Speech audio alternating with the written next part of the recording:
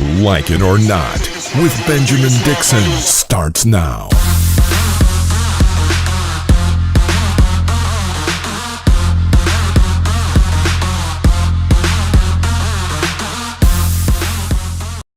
Good morning and welcome to Like It or Not, where we're free to tell the truth and not care who doesn't like it. I am one of your hosts, Benjamin Dixon, joined by none other than my brother, James Bubba Williams, DJ Exclusive. How are you this morning, my brother? Yo, what's going on? So I'm doing good. How about yourself, man? I'm doing good. I forgot I have my tea behind me. Hang on, let me grab this tea. Good morning to everyone in the chat room, everyone who's joining us across all the different platforms that we're streaming to, Facebook, YouTube. Very special welcome to all of our new listeners and viewers coming in from Being Liberal, from Americans. There's a whole lot of pages that are sharing us and sharing the stream, and we want you to feel free to jump into our community in the chat room. Good morning to everyone who's already a regular listening everywhere that you're listening to. There's a whole lot to cover today with the Senate failing to impeach Donald Trump. We'll be speaking later on with John Nichols of The Nation, and he's going to be discussing this in great detail. Later on in this episode, we'll also be joined by John Iadarola of the Young Turks and the Damage Report. He'll be joining us around the 10 o'clock hour. Rebecca is away today, so we don't have. It's just us. It's just the fellas today. James, how was your Valentine's weekend? Right. Did you do anything for Valentine's Day? Bah humbug. It was cool. I stayed home all day with the blinds closed. With my bottle of wine and played games and watched movies all day long.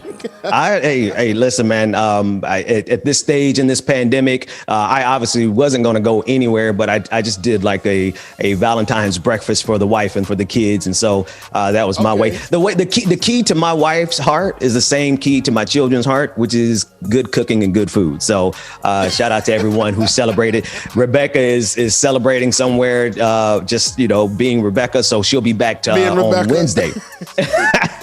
That's all we're gonna say. She's being Rebecca. So good morning to everyone. Right. Leave your comments in the comment section if you did something over the weekend for Valentine's Day.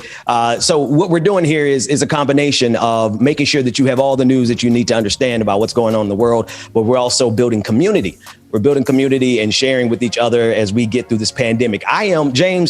I'm coming up on 365 days of quarantine. I know most people are, but I started quarantining at the third week of February, a little bit before everyone else. So we're a year into this pandemic, and we may be here for a little bit longer. How are you holding up in all this? You know, I'm doing pretty good. Had to make sure the mic was on. I'm doing pretty good. I've been out a few times, and once my quarantine started, I was still working. So ours started once we had somebody in our building had their first case, and after that, I'm not going anywhere. I'm home. So, but I'm holding up pretty good now. The first few months were rough as hell, man. Yeah, but everything's good now. It's going good. It's good. Yeah. It's almost like. It's almost like we just had to get completely used to a whole nother way of life, a whole nother way of living. And a part of that living is making sure that we are mindful of our essential workers. So solidarity and love to all the essential workers, every one of you who have to be out in the field, and you don't have the option of choosing when you get to go out, but you have to go out because America still hasn't given you enough for people to actually survive in this pandemic. So we're still waiting on those $2,000 stimulus checks to make sure that people can connect the dots. In the meantime, the Senate has failed to convict Donald Trump. If you were watching over the weekend, you saw the vote. And you saw that 43 Republicans refused to look at the evidence of Donald Trump inciting the insurrection, the treasonous event of January 6th. 43 Republicans, including Mitch McConnell, who went to the floor and made a big speech condemning Donald Trump. He could not bring himself to actually vote against Donald Trump. And without the majority of the Senate, supermajority, in fact, of the Senate voting to convict Donald Trump, he is able to get away with murder. I mean, essentially, if you look at what Donald Trump said at the beginning of his presidency, he said, or at the beginning of his campaign, he said that he could get away with going on Fifth Avenue and shooting someone. And in fact, not only has he presided over, almost 5 100,000 deaths as a result of COVID-19. The president of the United States also led to the direct deaths of 5 individuals who were at that insurrection. And yet and still, Republicans could not bring themselves to convict Donald Trump. On Saturday, Representative Jamie Herrera-Barretla released a statement saying that it was as close. The statement itself was as close to a smoking gun with regards to Trump's incitement of the insurrection as we could get. In her statement, Rep. Butler said the following, quote, when McCarthy, speaking of Kevin McCarthy, finally reached out to the president on January 6th and asked him to publicly and forcefully call off the riot, the president initially repeated the falsehood that it was Antifa that had breached the Capitol. McCarthy refuted that and told the president that these were Trump supporters. That's when, according to McCarthy, the president said, well, Kevin, I guess these people are more upset about the election than you are.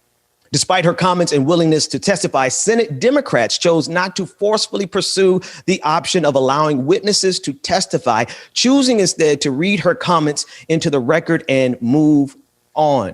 Now, this caused quite a bit of backlash all across the internet from people who normally are in lockstep with the Democrats.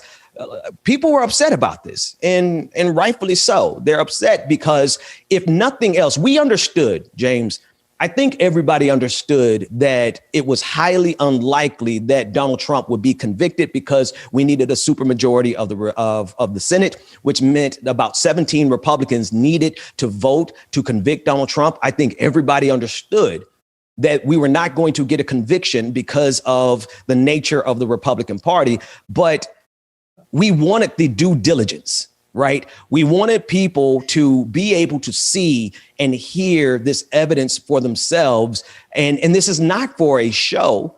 Right. This is because the American people needed to feel the visceral reaction of witnesses who were there, of people who had their lives at risk. And I understand the difference here. I understand that all these testimonies are going to be entered into the permanent record, right? So in the future generations will be able to look and decide for themselves the guilt of Donald Trump. But we're not in the future yet, right? We're here. We're right now. And Donald Trump has taken this as a signal, along with many Republicans, they have taken this as a signal that everything is fine with what they tried to do. Let me repeat that, because I think it's important that we understand what we're dealing with. We're not just dealing with an intransigent Republican Party that refuses to hold themselves accountable. We're dealing with a conservative movement in this country that 100% looks at this the proceedings as a victory for Donald Trump. In fact, after the Senate failed to convict him, Teflon Don started trending on Twitter because of the sentiment that there's nothing that can stick to Donald Trump. I would offer that when you're covered in slime, it is impossible for anything to stick. But that does not negate the fact that the American people wanted accountability. And quite a few of us are enraged with the fact that Republicans, of course, we understood Republicans weren't going to do their job, but we're upset because the Democrats were not doing their job. And instead, the Senate has gone on a vacation. Now, folks, obviously, there's so much more to this story that we're going to be discussing with John Nichols as he comes on. But I think, James, I think the American people are tired. Right. I think the American people are tired both of the foolishness that comes from Washington, D.C., but also the lack of accountability. It's almost as if there's not a single politician in this country who could be held accountable for anything, especially when we're not just talking about bad tweets. We're not just talking about inappropriate behavior or inappropriate language. We're talking about Donald Trump inciting a treasonous insurrection that took the lives of 5 individuals and literally challenged America because he lost. I think the average American is a little tired of this by now. What do you think? That might help. There we go. Yeah, most definitely that side of it. You got it. I thought maybe my internet went down. Well, go ahead. There's no accountability. Exactly. There's no accountability, and we're honestly getting sick of it. But I'm gonna be straight up honest with you, it's one of those things of we wanted to see that accountability and we wanted to see something happen, but we already knew that nothing was going to happen. We knew that the Republicans weren't going to vote for this conviction, and we knew everything would be overturned. As simple as that. So, at the end of the day, when the announcement came down that he was acquitted, we are already expecting it. Right. And I think the thing is that most of us expected it, but we expected due diligence also. And then I also expected Mitch McConnell to be Mitch McConnell. But when he went to the floor, and we have video of him going to the floor, he gave a forceful condemnation of Donald Trump. And he did this. I want you to keep in mind, people are worried about their legacies, right? People are concerned about their future legacy. This is why you had a couple of Republicans who voted against Donald Trump. Nevertheless, they supported Donald Trump the entire time he was there. So I don't look at a single Republican who voted against Donald Trump as a hero, but at least they had enough backbone to do that much. But Mitch McConnell went to the floor. Mitch McConnell went to the floor after voting in favor of Donald Trump, and he had a whole lot to say. I want to take a look at this clip. Take a listen in. They built a gallows and chanted about January 6th was a disgrace. American citizens attacked their own government. They used terrorism to try to stop a specific piece of domestic business they did not like. Fellow Americans beat and bloodied our own police. They stormed the Senate floor. They tried to hunt down the Speaker of the House. They built a gallows and chanted about murdering the Vice President. They did this because they'd been fed wild falsehoods by the most powerful man on earth. Because he was angry he'd lost an election. Former President Trump's actions preceded the riot were a disgraceful dereliction of duty. The House accused the former president of, quote, incitement. That is a specific term from the criminal law. Let me just put that aside for a moment and reiterate something I said weeks ago. There's no question, none, that President Trump is practically and morally responsible for provoking the events of the day. No question about it. The people who stormed this building believed they were acting on the wishes and instructions of their president. Now, listen, all of that is accurate. But Mitch McConnell voted to not convict Donald Trump. And so his words are empty, right? They mean nothing. They are completely devoid of any substance. Mitch McConnell is trying to position himself for American history so that he could be recorded on the record stating that he believed Donald Trump was responsible, yet he could not bring himself to vote against Donald Trump. And this is the interesting thing about it. Now, this empowers Donald Trump even more to continue dominating the Republican Party.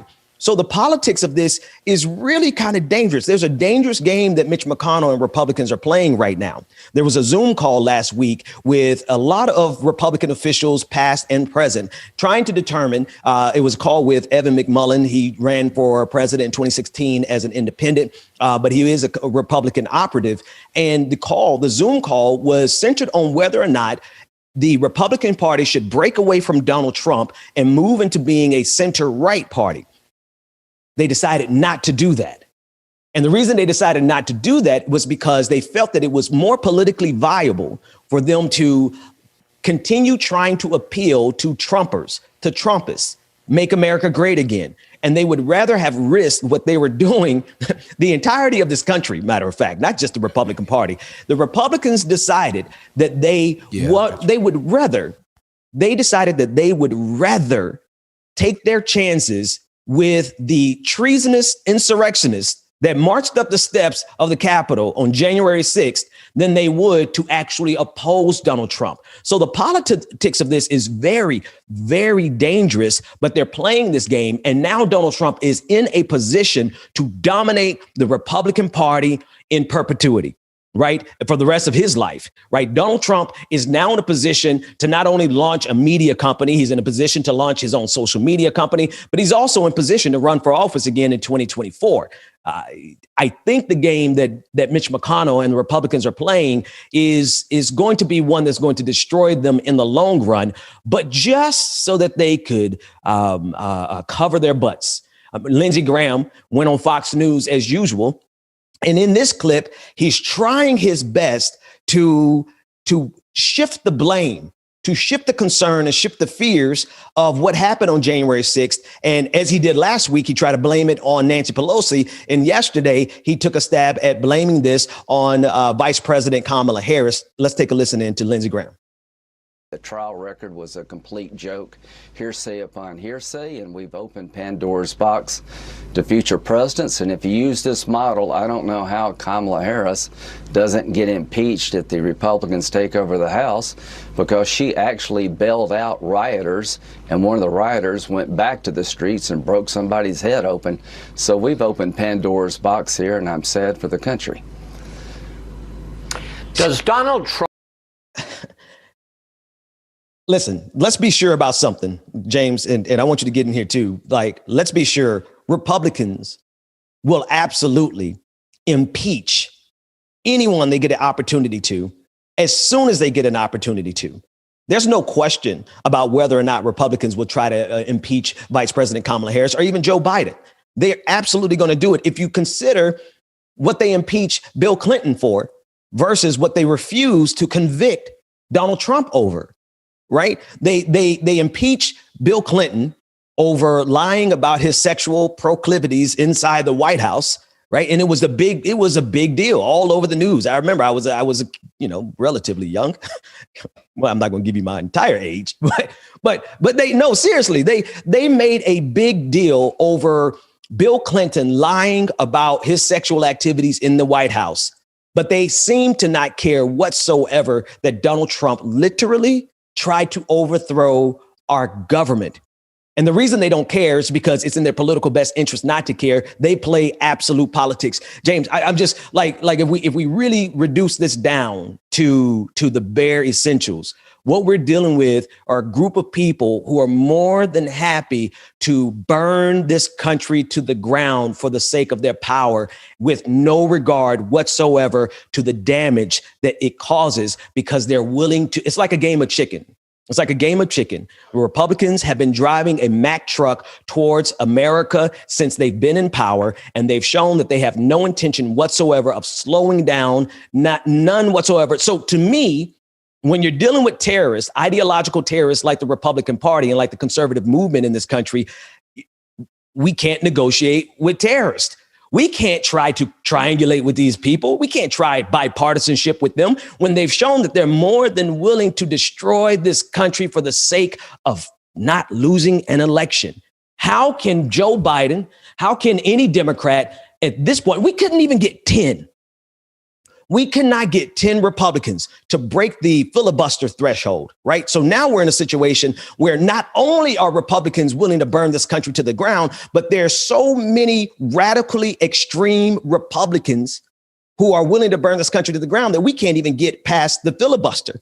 So that tells me that Democrats need to absolutely just slam everything that we need done through with no regard whatsoever to the concerns or the feelings or the backlash from Republicans, because we see the backlash will go all the way to treason. What do you do, James? Just a general question in life. And what do you do when you're dealing with people who would destroy everything and expect you? It's gaslighting.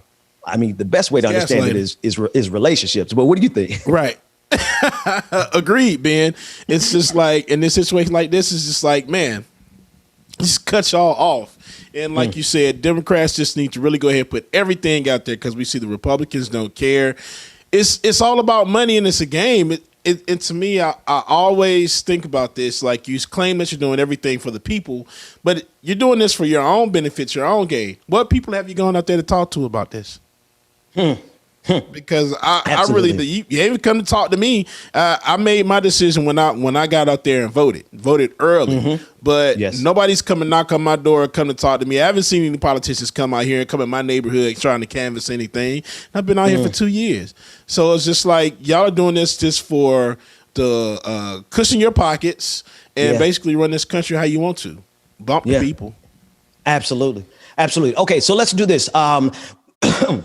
In a few minutes, when we come back, we're going to be speaking with John Nichols about this impeachment from The Nation. He has a great article on it and has had a lot of amazing commentary on it. And we'll discuss that in greater detail after we take this break. Also, if I'm not mistaken, we have our community in the VIP room, right? So, James, what we're going to do is we're going to go to break, take everybody to break.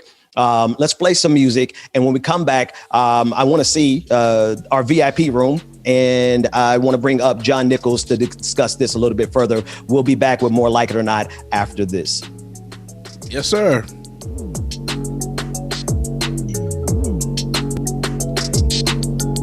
Good morning, everybody. I hope that you are enjoying Like It or Not. Make sure that you like, comment, and subscribe so you always know when we are going down, y'all.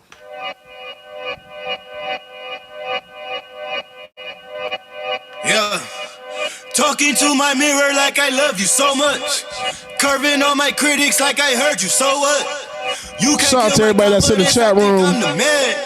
Tally all the I ever gave on my head. They want to get a quick shout out to Ben real quick. That's what made me a boss. You can't kill my confidence, I think I'm the man. We don't give a that's what they don't understand. Back again like flu season, I broke records while Purple Rain Hearts, what's going on? Good morning, everybody. Good morning, Mama. I see you in the chat room, y'all. Shout out to everybody. Shout out to everybody in my VIP room. I see y'all.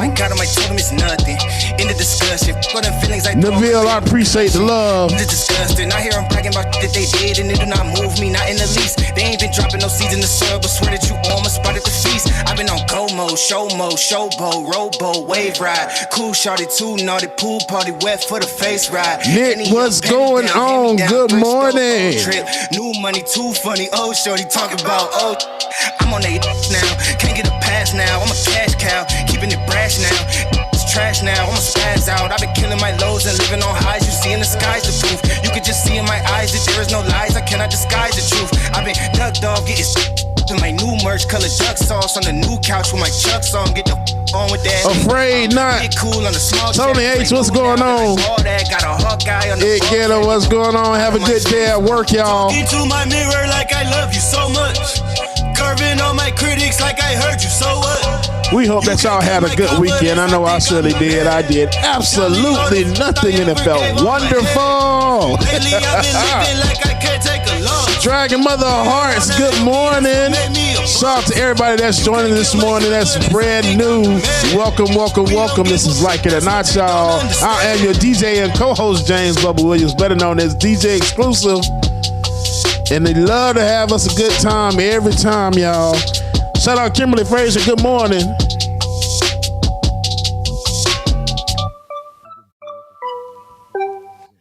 Hey, anybody out there that's driving, y'all please be careful, man. The roads are really, really crazy. So y'all please be careful. With you, I found my peace somehow. Let go of every thought that was holding me back. Yeah. I'm in love with you in every way. The joy you give me every day makes me forget that I was troubled before. Don't know if I'm dreaming, I'm slipping away. I hear your sweet voice, then I see your face. I never knew you could love someone like me. Make sure y'all are hitting that like button, hit that like button, hit that like. Bubba Rail 88, what's going on? Aurora, good morning. Good morning. All right. While we before I bring John Nichols to the screen, there's a second part to this story that I want to discuss, which is the honors that Congress gave to Eugene Goodman, the Congressional Gold Medal, and the fact that it was a unanimous decision to honor him for saving so many people. But some of the same Republicans who chose to honor him refused to hold Donald Trump accountable for the very actions that required Eugene Goodman to put his life on the line. There was one thing everyone could agree on was that he was a hero, but they could not agree on the fact that the reason he had to become a hero, Donald Trump, needed to be held accountable. But let's take a look at this moment. I think it was a powerful moment of Eugene Goodman and the Congressional Gold Medal. In a moment, I will ask the Senate to pass legislation that would award Capitol Police Officer Eugene Goodman the Congressional Gold Medal. In the weeks after the attack on January the 6th, the world learned about the incredible bravery of Officer Goodman on that fateful day. Here in this trial, we saw a new video, powerful video, showing calmness under pressure, his courage in the line of duty, his foresight in the midst of chaos, and his willingness to make himself a target of the mob's rage so that others might reach safety. Officer Goodman is in the chamber tonight. Officer Goodman, thank you.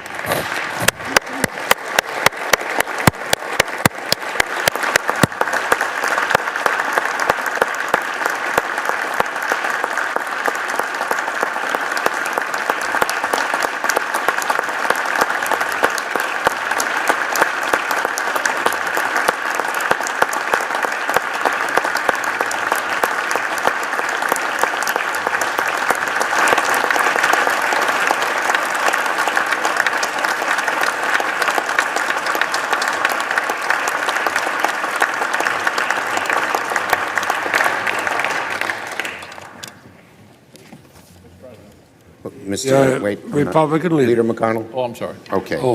I just want to say, I think we can all agree that Eugene Goodman deserves the highest honor Congress can bestow. But before we move to pass this legislation, I want to be clear that he was not alone that day. The nation saw and has now seen numerous examples of the heroic conduct of the Capitol Police, the Metropolitan Police, the SWAT teams that were with us on January 6th here in the Capitol protecting us. Our heartfelt gratitude extends to each. So there you have it. I mean, it is clear. It is clear that Eugene Goodman is a hero. And it is clear that the United States owes him a debt of gratitude.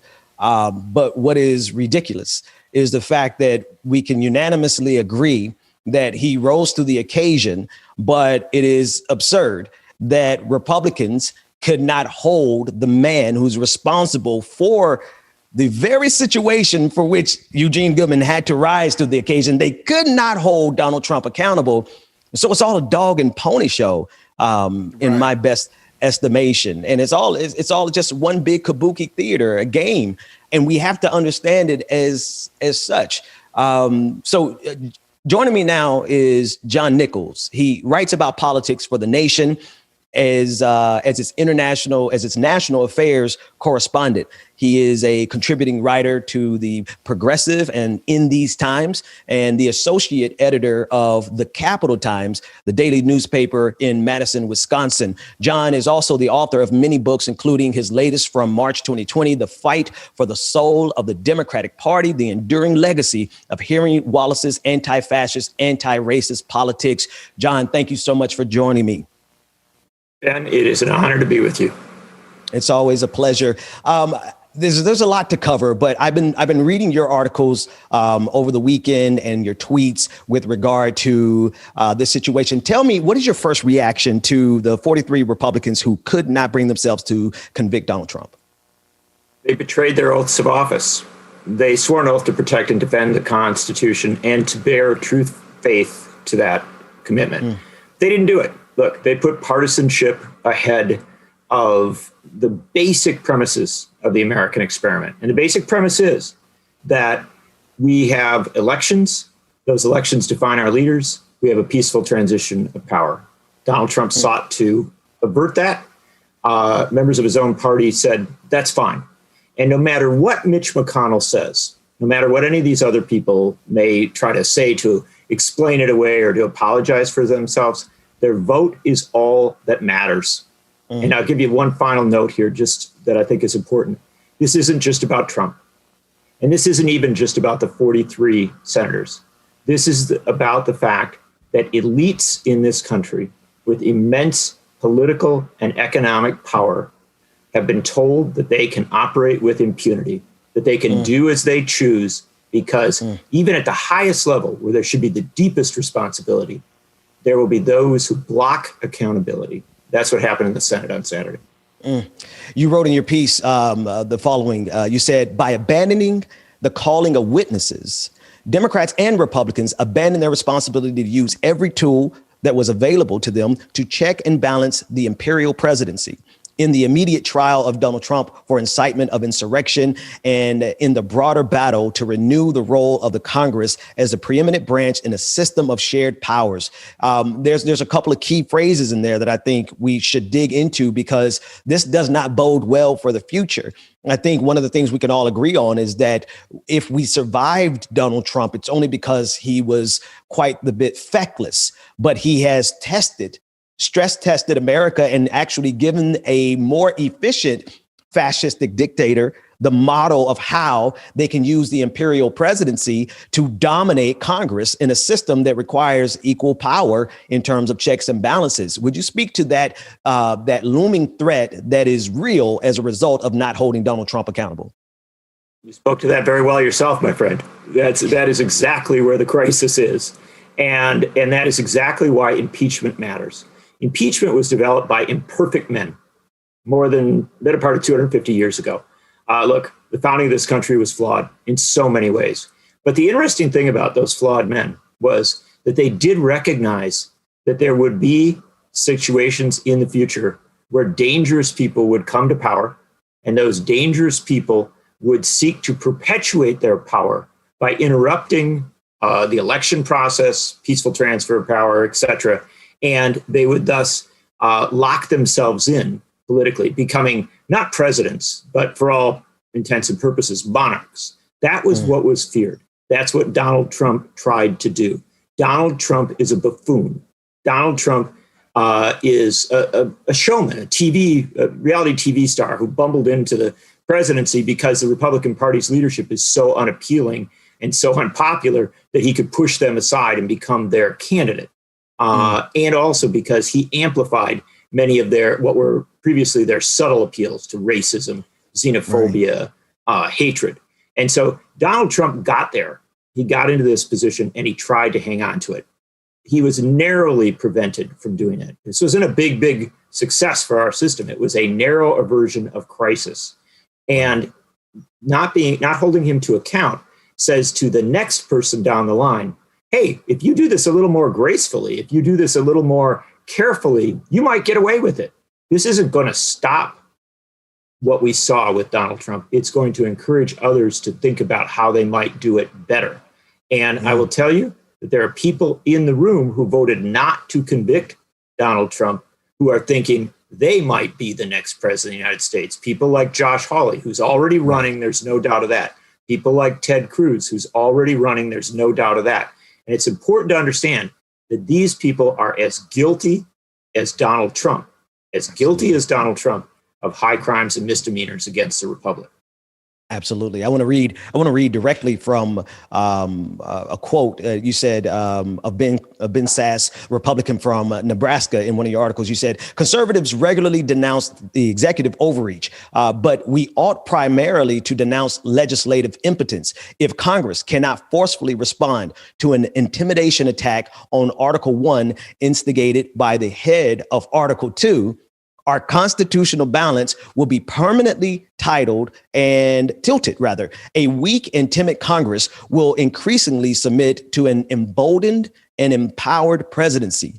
That's unacceptable. This institution needs to respect itself enough to tell the executive that some lines cannot be crossed So here's my first question in that regard. Why then?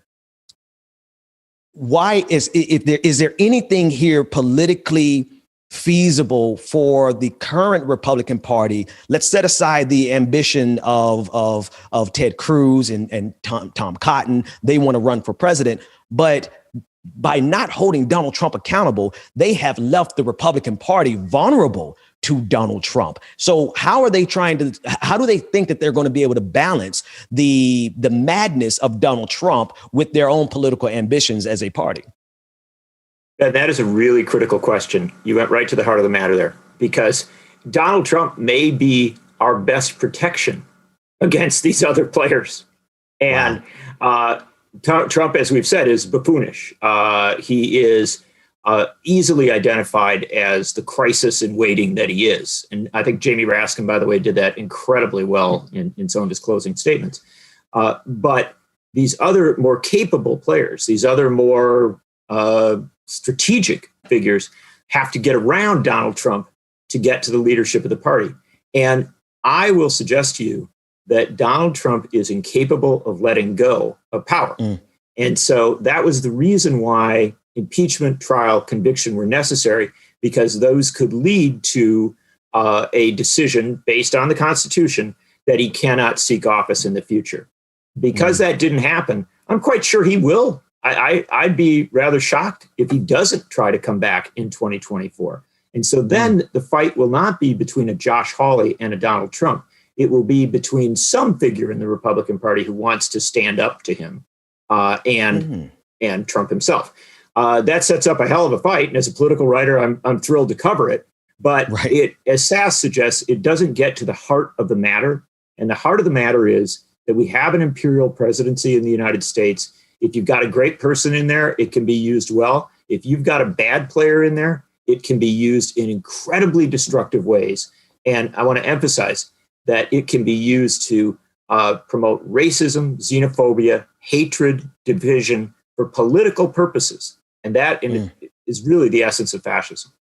Right. And that's what's so disheartening in this moment is the fact that we see the problem. Right. And if you would speak to this, we know exactly how America will be overthrown from within by an imperial presidency when you have complacent and complicit Republicans or of either party. Right. The structure that we have now, I often put it in context of COVID-19. Can any of us imagine if COVID-19 had struck in the first year of Donald Trump's presidency? By now, we would probably be close to 2 million deaths because of that type of presidency and unchecked power and our inability to hold them accountable in real time. So my question for you is, what does this country need to do to protect itself from an imperial presidency when Congress is either unwilling or unable to hold them accountable? Look, the fact of the matter is we need constitutional reform. And I'm not going to spend a lot of time on that because that's a tall hill to climb, and I don't want to be unrealistic. I'll talk about a couple other elements here as well. But constitutional reform is necessary. We need to understand the insanity of the Electoral College and also the insanity of having a Senate where a small number of members can block accountability for someone like Donald Trump. It's important to recognize that of the 43 senators who voted not to hold Donald Trump to account represent 38% of the American people, 38% of our population. The 57 senators who voted to hold him to account represent, I'm sorry, I got to make sure I got it right. They represent 38% of the population. The others represent 62% of the population. So we have 62% of America's representatives voted to hold Trump to account, voted to deal with this issue. They were blocked by 38%. And this happens again and again and again in the United States Senate. We have to really think about the reality of the Senate. And that's something that most people don't talk about, but it's the heart of the crisis. Then let us talk about something else that's much quicker. We can begin to address some of this dysfunction by having Democrats. I'm not talking about Republicans here. I'm having Democrats act in a responsible way as regards expanding democracy in this country. There are pieces of legislation they can pass, but there's something big they can do. And that is go to the mat to make the District of Columbia a state. DC statehood is central to moving forward. It doesn't just add 2 senators and an elected member of Congress. It puts the basic premises of democracy forward in the way that they should be. And we should also recognize that Delegate Stacey Plaskett, who was such a brilliant part of the impeachment team there, she can't vote for president. Right. She's from the Virgin Islands. They don't allow the people in the Virgin Islands to participate in presidential elections. They don't allow them to send voting representatives to Congress. Whether we're talking about statehood for the Virgin Islands or some other model that provides representation, there's got to be representation. We've got roughly 8 million people in America who are U.S. citizens but can't vote for president. That's absurd. They also can't have representation in the House and Senate. So we have a basic democracy problem, and that's something that Democrats ought to be focused on. I mean, it's the most essential democratic problem as Americans is taxation without representation. But I digress. I want to ask you this question. What advice would you give to Joe Biden, his administration, Democrats in general, liberals, progressives? What would you say to the opposition to the Republican Party in general in terms of how we proceed, specifically in terms of this bipartisanship fetish, for lack of a better word, that so many Democrats have? What would you tell them when we see how far Republicans are willing to go in order to maintain power? Ben, how old are you? Oh, no, I'm 40. You're 40 years old. I feel older every day. I know, but you're young. And bipartisanship, before you were born, it had meaning. It did. The fact of the matter is the Civil Rights Act, the Voting Rights Act, those were passed with very significant Republican support. In the 1960s, even into the early 1970s, Republicans were in the forefront often of supporting environmental protection. There were Republicans who had, 100% or very nearly 100% AFL-CIO pro-labor records. And so Republicans and Democrats competed with one another to be right about things. In that case, bipartisanship can be great. You can really build a coalition. You can cut out the Southern segregationists and bring in the New York Republicans, right? And build a coalition there with liberal Democrats that actually works. But that's ancient history. The fact of the matter is, in the modern era, bipartisanship has become the watchword for not getting important things done. And this is really the vital thing to understand. Barack Obama, who was a good man with good intentions, sought to have a bipartisan presidency. He wasted months, even years, trying to get a few Republicans to come across and work with him. It didn't work. And I don't put that on Obama. You got to have a president who tries, right? And I respect that he made the effort. But the fact of the matter is, we got proof out of that presidency. Joe Biden isn't going to get any more favors than Barack Obama got. And so what Biden and the Democrats have to recognize is, or they basically have to learn from experience. And that lesson ought to teach them that in this case, it is totally appropriate to pass a COVID bill with 51 votes, 50 Democrats and Kamala Harris. It is perfectly appropriate to move on DC statehood in the way that has been proposed and other models, to do everything you can to make the changes that are necessary. And I'll say one final thing, Ben, if I can, and that is, look, I'm a true believer in impeachment. I love impeachment. I think it's a wonderful tool of accountability. But the fact of the matter is, it's had the teeth taken out of it by partisanship. And one of the things that I, to be honest, I wish they had impeached Trump for COVID, for his handling of COVID. I wish they'd put that issue on the table and said, you got 500,000 people dead, or almost. That's what you need to be held to account for. And why I bring that up is to say that I think Democrats have to take the real issues of hurt in America, the real pain of people, this pandemic, mass unemployment, all the other challenges that people are facing, and they need to put them front and center.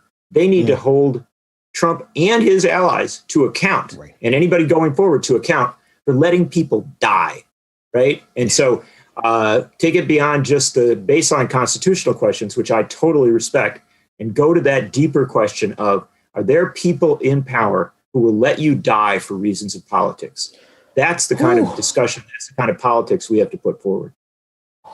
That's a That's the real question. And that's the real painful question when we dig underneath that and ask ourselves, how is it that 500,000 people can die in this country and no one is held accountable for it? I think it speaks to a much deeper problem here in the United States. But maybe we'll have that conversation on another day. John Nichols of The Nation, your most recent book is a great one, The Fight for the Soul of the Democratic Party. The enduring legacy of Henry Wallace's anti-fascist, anti-racist politics. Thank you so much for joining us. I'm really honored to be with you. Thanks for having me. The pleasure's ours. When we come back, we'll discuss these things a little bit further. James, this is the place in the conversation where I have to let it go, because when I consider 500,000 people dead from COVID-19, that's what we should impeach that man over. Every single one of those lives deserves an impeachment. So take us out of here. I'm going to go. Listen, everybody, go re-up on your coffee and your tea. When we come back, we have a lot more to go. John Iadarola of The Damage Report will be joining us in about half an hour, and we have a lot more stories. Leave some comments in the comment section. Like, share, and subscribe, and we'll be back right after this. Yes, sir. Like it or not.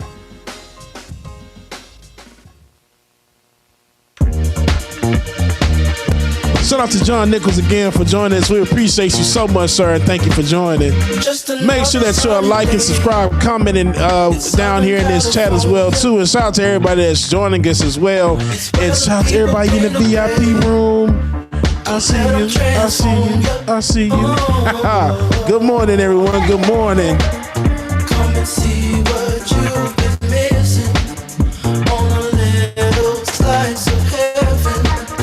It's the only place we're living. It's the best point of view. Mara, good morning. Paul, good morning.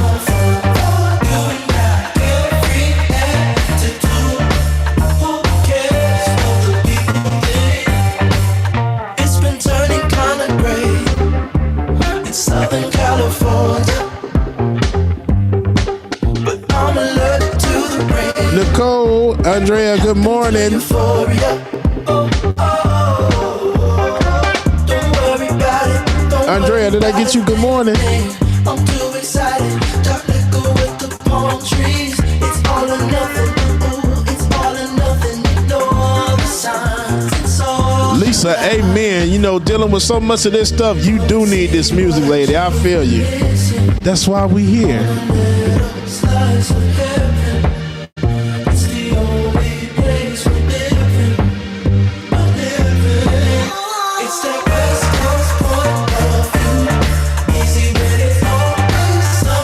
Melody, yes, I was about to say that. Give me all Prince feelings right now.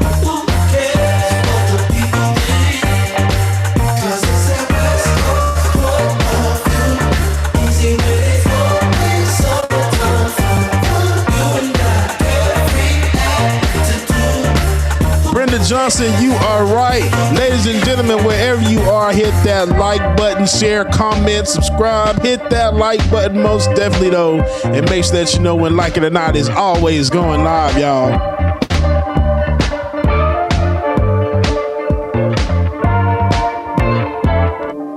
Go and try your luck. Test me in again, we let it rain. Please don't start us up. Got that black and white, that yin and yang. Mr. Officer, please don't search us, we don't got a thing. Tell her park it up, then I'd be poking out them jeans. Up and sparking up, like the fireworks, I keep the flame. Heard you barking up, it's the wrong tree, I got the strings. Yeah, I'm charging up, they can't keep up, got them looking drained. Now they walking up, trying to put the face. Okay, cool. Pull up and and I'm swerving. Nabil, I appreciate the love. Shout out to everybody in the VIP room. We've been staying. I see y'all bopping over there. What's up, y'all? Andy! Yeah, these all square like Irvin. Yeah, we grew up in the hood, no Suburbans. If I say I need my money, then it's urgent. Yeah, they want me to quit. Yeah, they want me to shift. But as long as I'm alive, we gon' keep on making hits. While they steady shooting bricks, man, it's lit. Yeah, it's lit. Shout out to everybody that's in the VIP room. I love y'all and thank y'all again for checking us out this morning. Jake! Always gonna be reaching for they hit, smoking like a clip. They can never catch me slipping. That was actually dope. Girl around, she be watch the way I'm dripping. Try your luck, test me in again, we let it rain. Please don't start us up. Got that black and white, that yin and yang. Mr. Officer, not low, so I appreciate that. Tell her park it up, then I'd be poking out them jeans up and sparking up. Like the fireworks, I keep the flame, heard you barking up. This the wrong tree, I got the strings, yeah, I'm charging up. They can't keep up, got them looking drained, now they walking up. Trying to put the face to the name. I'm in flex mode with the best, though. That's a major key, that's a chess move. I'm your favorite G, I think it's best, yo. Stop with all the grilling, I'm a jet fuel. Tony H, I got you, sir. Now they cannot clip my wings, yeah, they You know what? I think I do have something for you. Play it smart, they don't know me, they just know what they see. What it costs. JH, we appreciate that super chat, y'all. This that swag, this that splash. One wrong move, that's do the dash, keep a stash, just in case they tryna flash. Never lag, we don't slack, till our eyes running back. I don't Kids, you experiments, I appreciate that. Wait a minute, I had another one that I missed. Just a fan, Mike, I appreciate that. We love you too. And all that chatting, not at all. Yeah, I put that on the squad. We been out here going hard. We on. Hey Nick, yes they do. They got free drinks and everything in VIP. So you need to come check it out like ASAP. Please don't search us, we don't got a thing. Tell her park it up, then I'd be poking out them jeans up and sparking up. Like the fireworks, I keep the flame, heard you barking up. This the wrong tree, I got the strings, yeah, I'm charging up. They can't keep up, got them looking drained, now they walking up. Maybe we want to do that, whatever that dance is from TikTok.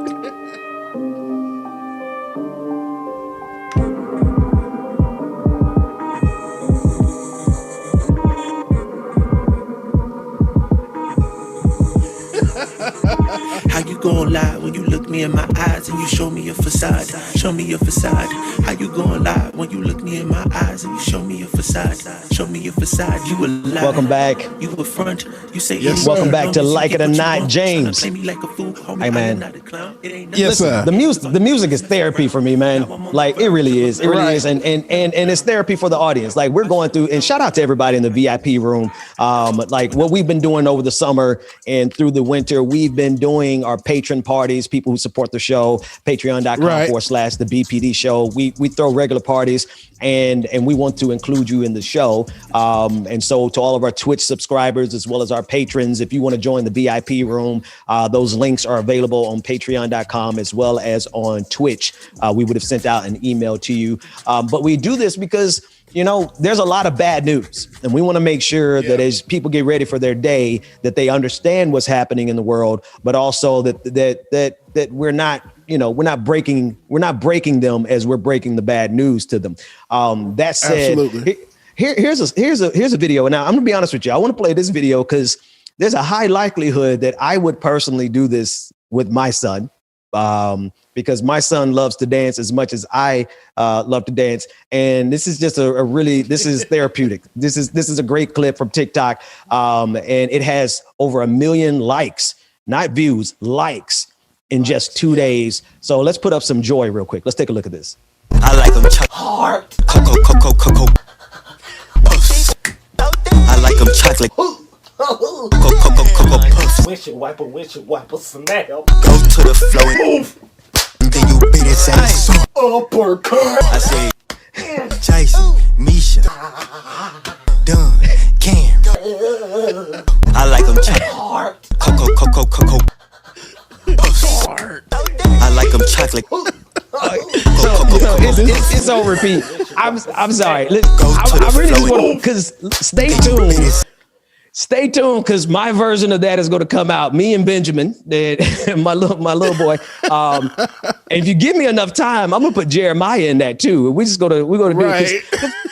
Listen, I want to see how you all are surviving the pandemic. Leave me a comment in the comment section. Or you could send us a video of how you're surviving the pandemic. And you can send us a video by going to download an app called Voices by Action Sprout. If you go download that app in the App Store, and we'll give you our code, you can join our community. But that gives you the ability to send us videos of how you're surviving the pandemic, because this is not just about news. This is about the community, everyone who's in the comment section. Matter of fact, before we go any further, I want everybody to say hello to somebody else in the comment section, because you never know, James. A lot of people are going through this pandemic by themselves, and this time that we have together is important to them. What do you think? Yeah, you're right, man. It's just like doing this music thing, and so many people are going through a lot. You never know what speaking to someone may do to brighten their day up. And just like, that's why I love looking at the comments, reading them, because y'all are hilarious as hell. In these comments, but I love it. And they're ruthless. They're ruthless. See, this is the difference they're between ruthless, man. Oh my God. The difference between independent media and mainstream media is that we have to deal with y'all comments in real time. Okay. We have to be held accountable to the audience in real time. So if I say something wrong on air, I don't get to the next day to make a correction because my comment section is full of people saying, you got that one wrong, Ben. You mispronounced that name, Ben. You know, it's kind of a, but I think it makes for a better experience. I think it makes for a better community. And I actually think it makes for better media because I think people with platforms should be held accountable to the people who helped create that platform. You know what I mean? So that said, agreed. Go to your app store, whether you are on Google or you're on Apple. I don't know why anybody has an Android. Oh man, I just got in trouble. But be careful. The app is available for Android and Apple. Voices by Action Sprout. Look up Voices by Action Sprout, and you can download it. You would join our community, and you could send us videos. You could send us pictures, and we could send you notifications of what's going on with Like It or Not. That said, James, let's get to some more news. Oh, yes, and be it known real quick. Yeah, once you send those videos or those pictures, just be it known that there will be a high possibility they're going to be shown on the show. So be it known, anything that you send, it may be shown. Now, especially if you're trolling us. Especially if you're trolling us. We're going to put you up on the entire community for everybody to see what we deal with. So all you know, because from time to time, James, I get so much hate mail and death threats and just like racist stuff. So now if you guys send us that stuff and you're bad enough to send it via video, okay, we're going to mute out everything that you say meaningful and hateful, but we're going to make sure we let anyway. But I think on the brighter side of it, I think it gives us an opportunity to let the audience be a part of the show in a way that most shows can't do. So Voices by Action Sprout, go download that app. We will give you our code. And you could join our community. And in that community, you could send us videos. And yes, James, thank you for giving that disclaimer. Whatever you send to us, there's a likelihood that we will be able to put it on the screen. But that's the point. What I want to hear from the people is how they are surviving the pandemic. Right? Whether you're an essential worker who doesn't have the luxury of staying at home like the rest of us do, or maybe you are working from home, but you're working from home by yourself, right? Because you're quarantining and you're taking this seriously. This broader community, that's what we're building so that we can make it through the rest of this pandemic together. Now, that said, while the Democrats were unable to get a conviction, there's reason to be hopeful. Trump still might actually face some actual justice. The district attorney right here in Fulton County, Georgia, Fani Willis, is a Democrat who is only in her second month in office. She has opened up a criminal investigation of Donald Trump for attempting to influence the administration of the 2020 Georgia general election. I think it's worth mentioning that DA Williams is the first woman DA in Fulton County, and her father was an activist, lawyer, and a Black Panther. The investigation centers around the infamous phone call from January 2nd, in which Donald Trump pleads with Georgia's Secretary of State, Brad Raffensperger, to find, quote unquote, find the votes he needed to win Georgia. In an interview with the New York Times, District Attorney Williams explained that, quote, an investigation is like an onion. You never know. You pull something back and then you find something else. Anything that is relevant to attempts to interfere with the Georgia election will be subject to review. Now, according to an official with direct knowledge of the situation, Lindsey Graham, our friend Lindsey Graham, also called the Secretary of State 3 days later after the election and will also be scrutinized as a part of the investigation.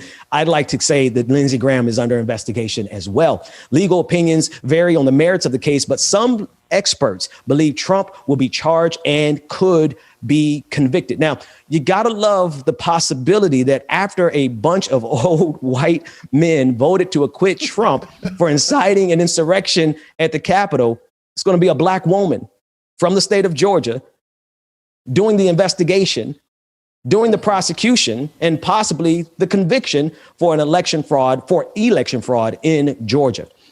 That would be poetic justice. But the real question is, do we expect Donald Trump to spend any time in jail. And, you know, James, I'm not getting my hopes up. What do you think? Honestly, me neither. I really hope that Fanny, she does well, but I really don't think any jail time will come to it. You know how it always happens. She's going to do good. Everything's going to go great. But something's going to happen where Kemp or the Secretary of State or whatever his name is, Brian Roethlisberger, somebody's going to say something, and it's just going to – he's not going to do any time. You saw how I just breezed past the name Roethlisberger because, you know, I can't pronounce it. Every time I hear his name, I think about Ben Roethlisberger. I think about the quarterback, Roethlisberger, but – I can't pronounce his name either, but I agree with you.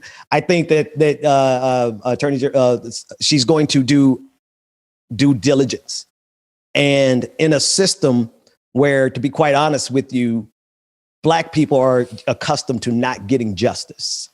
Yeah. I hate to set the bar so low, but America, we didn't set it so low. America has set this bar so low. Yep. And this is why I think a lot of people are rightfully upset. The fact that the Democrats and the Republicans in the Senate did not go through the due diligence of allowing the American people to experience the testimony from the witnesses. To the American people, that would have been as much as we could have expected, because no one was under the illusion that Donald Trump was going to be convicted by Republicans who have shown that they're more willing to burn this country down than to ever hold themselves accountable. But it's the due diligence part that I think is critical. And I do believe, James, like you said, that she is going to do a thorough job and a thorough investigation. But the way our country is set up, when's the last time you met a rich, white, conservative man that was held accountable for their crimes in this country? I mean, I'm thinking back to Enron might be the one of the only times I could think of somebody that powerful actually being held accountable. So I'm not holding my breath for Donald Trump to be convicted, but I am grateful that at least here in the state of Georgia, he's going to be investigated. What do you think, man?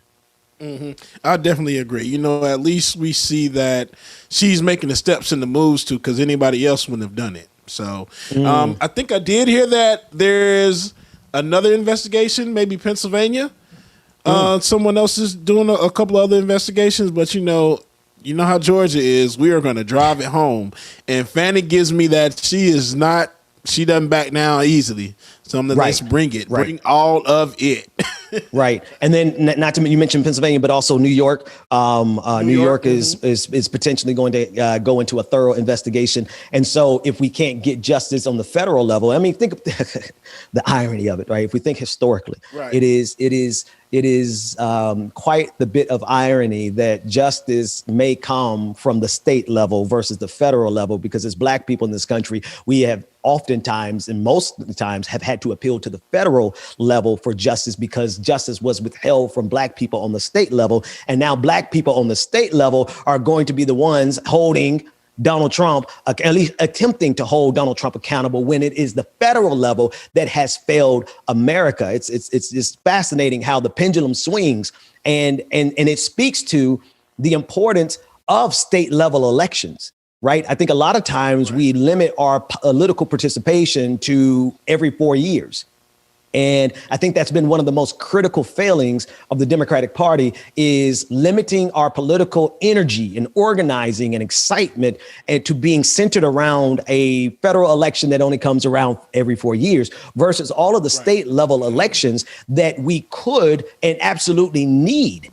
Right. We've seen over the last 8 to 12 years, we've seen Democrats lose over 1,000 seats. Now, the tide is slowly turning. There's some critical races that were won in 2020, right? But there was so much damage done on the state legislature level. On this Friday, we'll be speaking with not representative anymore, but he's state senator, Chevron Jones from Florida. And we're going to be speaking about that specifically, about how do we turn the tide?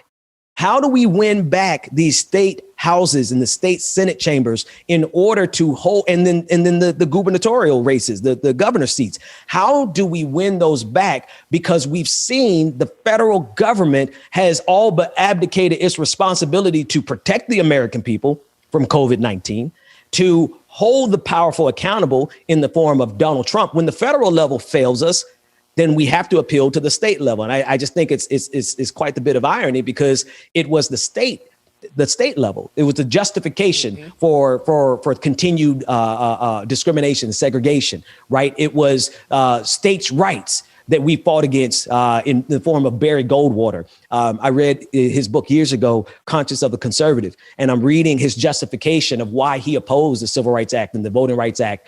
And he opposed it underneath the auspices of appealing to the state, right? The state's rights, the 10th Amendment, and whatever's not expressly written in the Constitution is relegated to the states. Well, now the tide has turned and the federal level has failed us, and they're giving Donald Trump, or not even just Donald Trump, just think about all the way across the board. It's not just Donald Trump. Think about the millionaires and the billionaires and the money that they have made over the course of this pandemic. And we cannot get rescue packages to the people, right? That is a failure of government. The fact that we have gotten maybe 2 checks. Some people haven't even got that second check yet, James. Some people didn't get the first check. You got families, in food lines. And I promise you, I do not know. Maybe you can help me. Maybe in the audience, you can help. I do not know how it is that the American people, forget about the state level, right? I'm expanding this conversation to the body politic. I'm expanding this conversation to we the people who literally give the government our consent to be governed. How is it that we have not collectively revoked that consent to be governed when they have failed us at every single stop? Not only are we dying from COVID-19, not only are people starving and hungry and homeless and losing their homes because they lost their jobs and this government has not stepped in like other governments, but now we have the most perverted example, the most perverse example of abuse of power, and we can't have any accountability. I want to bring up a story out of New Zealand. I want to show you what an effective government can do. Yes, absolutely. Prime Minister Jacinda Ardern said that the cabinet has decided that from 11:59 Sunday night, we'll move to alert level 3 for 3 days until midnight Wednesday. Now, a mother and a father and a daughter are the 3 new COVID-19 community cases in Auckland. The 3 new cases all belong to a single household. And yet New Zealand has taken the responsible action of locking down the capital just after 3 cases were detected. 3 cases. My brother, we are at millions in this cases in this country. We are at approaching 500,000 deaths in this country. And we can't get people to wear masks, man. We can't get people to go ahead, man, because that thing you speaking on it, brother. You were speaking on it. When I saw this story, I'm just like, from 3 cases, they shut down everything because of 3 cases.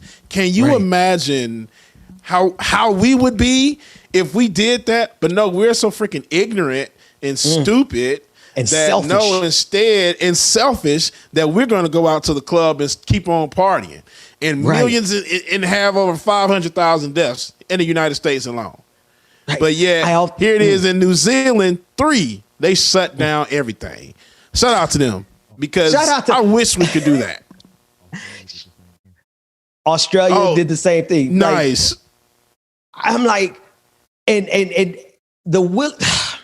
New Zealand's had outside concerts over the last year. They've had concerts. Like they've had regular holidays. Like they were able to go to the malls and shop for the holidays. Like, not that I care about consumerism at that level, but that's meaningful to some people. And so maybe that's the thing that'll help you understand. Like there are freedoms that are happening across the globe that we cannot participate because in the name of freedom, we've had half this country try to convince us that it is an infringement of our rights to be required to wear a mask. Meanwhile, that idiocy is leading to the deaths of hundreds. I often cite the movie V for Vendetta. I don't know if you see. Have you ever seen that? I love that movie. It was 80,000 deaths in that movie that triggered the protagonist revolution. Because there was other things in the background, but that was like one of the main headlines: 80,000 deaths because of a virus that the government was not accountable for, and it was a full-blown revolution. Now, I'm not advocating for a revolution only because I got kids, for sure. Only because I got kids. But that said, we're at 500,000, which means, man, our reality in this country is more obscene and absurd than our fiction. In our fiction writing, we could not imagine 80,000 people dying without a full-blown revolution. And here's the reality: how life is stranger and just so much more depressing than fiction is that we're approaching 500,000 in this country alone. And we can't even hold the president of the United States, the former president of the United States, accountable for the first 475,000 of them. So anyway, let's do this. Let's take another quick break. When we come back after this break, we have a couple more stories that we're going to discuss. And then we're going to be joined by my brother from another mother, good friend of the show. Shout out to all the Dragon Squad in the chat room. I know you're there and I know you're coming in. Shout out to all of you. John Iadarola is going to be joining me at the 10 o'clock hour. And we will be right back with more Like It or Not.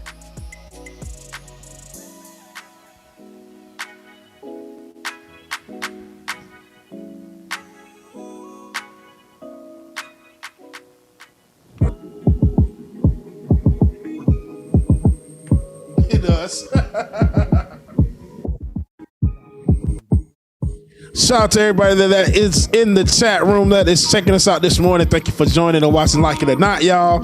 Hope y'all are enjoying the show. Got more coming up, so make sure that you stay tuned. Anything long as you get what you want, tryna play me like a fool. Homie, I am not a clown. It ain't nothing but a game, cause all you do is mess around. Now I'm on the verge of a meltdown. I should've known when I met her back at Midtown, at Dogwood, when I was going through a rough patch, but it's all good. I even told about the dark times I had in childhood when we was driving off of I-10 in Kirkwood. Now all that time I never get it back. You wanted that, used to hate when I didn't wanna hang. I noticed that, used to talking about your ex Jake with your next Jack. Used to messing with them white boys, now she went black. Wait a minute, guess you went and got yourself a real life. Got yourself some booty shots and live villa. You just wanna make a rapper beat like Dilla. You ain't looking nice, radiators. Cause up close, baby, you a ghost. You a demon, and you should float. Get out the way, and just go. And just go, and just float. How you gonna lie when you looking in my eyes and you say you down for the cause, but you really here for the ride? You ain't really feeding no sheep. You're a K9 in disguise. Should've never gave you nothing but a funky high five. I know we can't go back in time, but I wish I could rewind and get back all that money that I spent every nickel and dime. Cause you a lie. Oh, you a front. You gon' say anything. Shout out to everybody that's checking us out. Courtney, good morning. It ain't even been a month. I feel sorry. Purple Rain Hearts, I feel you. If y'all already know there's some new music back out, I'm like, we don't like it or not, we gonna drop some new fire for y'all this morning. New fire. Cause up close, baby, you a ghost. You a demon, and you should float. Get out the way, and just go. And just go, and just float. Float like a balloon, apple, empty bottle, cork, styrofoam, and most dead bodies. You killing me, homicide. Look at your lying eyes. I should have been better laced, cause I failed too many times. If money's the root of evil, and you call yourself a dime, you gotta be penny wise. You gotta be penny wise.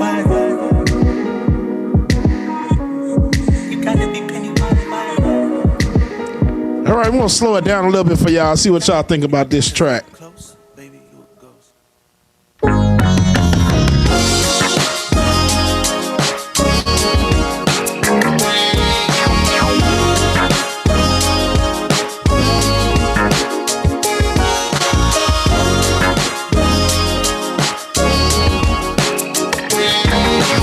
I see y'all.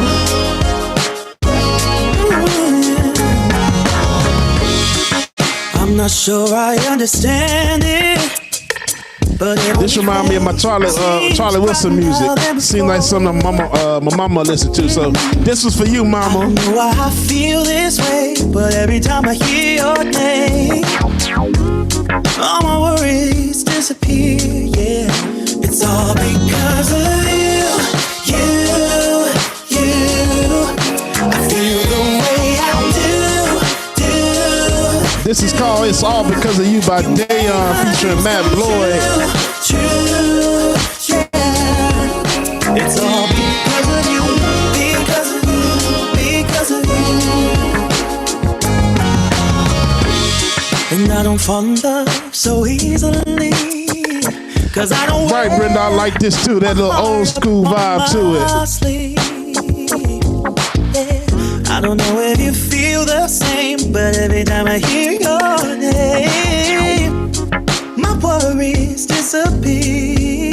It's all because of you, yeah. I feel the way I do. You make my dreams come true, yes you do. Now it's all because of you, because of you. Shout out Mark Kosai, I see you. Shout out to everybody in the VIP room, y'all. Shout out to everybody that's in the chat rooms everywhere. Make sure that you hit that like button, subscribe, and comment so you always know when Like It or Not is going live, y'all.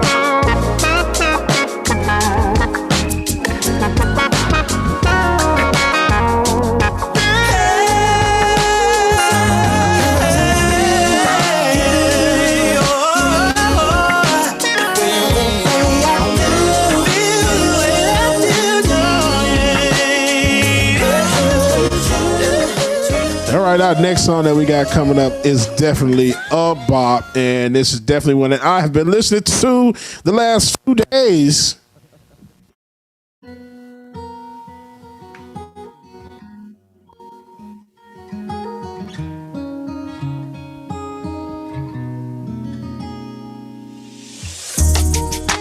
Tell him I need my money right now. Probably the juice, they stole out my crown. Yeah. Sorry to tell you, I know my value. I'm gonna recoup, yeah. But don't waste my energy, my energy. I don't got much, don't be wasting all my energy. Yeah, you know I do what I can. Get close to me. Sauce everybody that's second and sauce, y'all. Make sure that you hit the like button, share, comment, and subscribe, y'all. I thought yours was like mine, but let me find out. You've been going around throwing shots, running plots. Come on, man, tryna block my blessings, but no need for comparisons. What's from me won't be from me. Yeah, I'ma go through just to grow through. But pay me what you owe me for I make what you've been saying about me true. Tell them I need my money right now. Blizzard Fingers, that was Welcome to the Go-Go, and that was Major League Band. So make sure you can find them on Facebook. Major League Band on Facebook. I'm gonna recoup, yeah. Yeah, man. My loyalty. I let you in back then because I couldn't. I know that you would like this song, and then there's another song I played earlier. I figured that you would like it. You know me well, James. I know, sir. I already know. Welcome back, everybody. Welcome back. I am excited to have my friend of the show, John Iadarola. He is an award-winning host of The Damage Report, The Young Turks, and a climate change docuseries, True North. John, thanks for joining me, man. How's it going? I'm glad to be on. It's a pleasure. It's a pleasure. Shout out to the Dragon Squad. I already know. I don't see the chat room, but I know once you're here, the Dragon Squad is going to be sending up a whole lot of love in the chat room. Listen, so. I'm going to be joining you tomorrow, and we just have so many. It's wild right now. Like this weekend, I really just want to get your feeling and your gut feeling on like how absurd it is for two things: for them not to call witnesses this weekend, but then also the fact that we just can't seem to hold powerful people accountable in this country. What do you think? Yeah. Well, I mean, I guess the silver lining on the second part is that at least we can't hold powerful people accountable for basically the same reasons we haven't been able to. Like, just there aren't enough. What tools have, whatever norms, whatever legal recourse we have, the Constitution, all of those are just as ill-fitted to the time as they were the first time he was impeached, or, you know, like we don't have the tools. And I don't know, maybe it's kind of good that we weren't able to convict him, because we don't want people are already predisposed to like sort of be lulled into a false sense of a return to normalcy with Biden. Trump actually being convicted might lead them to believe that there is something that is fundamentally changed in America, when little actually has yet. We still have to do that. In terms of the witnesses, that was the thing that really bothered me the most, because I had been fully ready, as I'm sure you were, for Trump to get off. But the Dems decided, no, what we're going to do is we're going to tease you right before the end. We're going to make you think, oh my God, wait, are they actually going to do this thing that they definitely should have done from the very beginning? And with all the stuff that had come out with Kevin McCarthy and all that, oh my God, there might be an opening. And then they backed off. And then he was acquitted. So they found a way to do worse than I went in thinking they're going to fail like they always do. And they found a way to do worse than that. It's good. And here's the thing, like, you know, the fact that it requires a supermajority, right, to hold the president of the United States accountable is a structural problem that everyone expected for Donald Trump to get off. It is the lack of due diligence that really underscores what you're saying there. You're saying that, you know, Democrats in a way found a way to even like underperform our low bar. Like, we have a low bar in this country. The bar is basically, can we at least have the appearance of due diligence and due process and justice? And at this juncture, America is saying, or at least the leaders of this country are just simply saying no. Yeah. Yeah, exactly. And I mean, in the Senate, at least, like it was one thing where it set up, like you're talking about sort of structural impediments to change, like for anything to even have a chance of working, the Dems have to control basically everything. And to even get to that, they have to pass not only the additional levels of structural democratic inequality in terms of voter suppression and gerrymandering and all of that, but the fundamental baked in ones, like the fact that the Senate is fundamentally unrepresentative and provides a ton more unbought, unearned power to the Republicans. But even once we get past that, then, that was great. Great work there. Great work, all the activists working in states like Georgia and all that. You did a great job. But, also the filibuster. So now it's already difficult enough for the Democrats to get 51%. They have to earn like 60% of the vote to get 51% of the power, and 60% isn't enough. And the biggest insult, of course, is that while, of course, the Republicans don't want the Dems to get rid of the filibuster, which I get, it's Kristen Sinema, it's Joe Manchin, it's potentially Feinstein who are stopping them from getting rid of it. So those senators have agreed that if the Republicans win, the Republicans rule. If the Republicans lose, the Republicans rule. Nothing changes, which is terrible for most of America, but it's perfectly fine for the section of America that doesn't really need anything to change, that's doing perfectly fine. And they will apparently win no matter who wins the elections. Right. And this is the absurdity of it all, right? So, like, what are we supposed to do when every channel of power that we try to respect in order to accomplish our goals is disrespected, not only by our opposition, but even by some people? Like you said, Joe Manchin is one of the biggest impediments to progress in this country right now, especially because the Senate is so locked in 50-50. Like, what do we do at that juncture?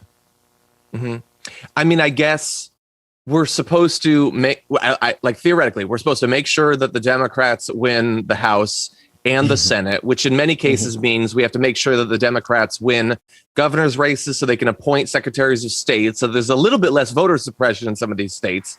We probably also have to win the state legislatures to make sure that these states aren't passing, like insane anti-voting, like voter ID laws and stopping mail-in voting and stopping the ballot drops and all that. So we have to win all of those levels. We have to make sure, obviously, that we have a Democratic president, because a Republican president would veto everything.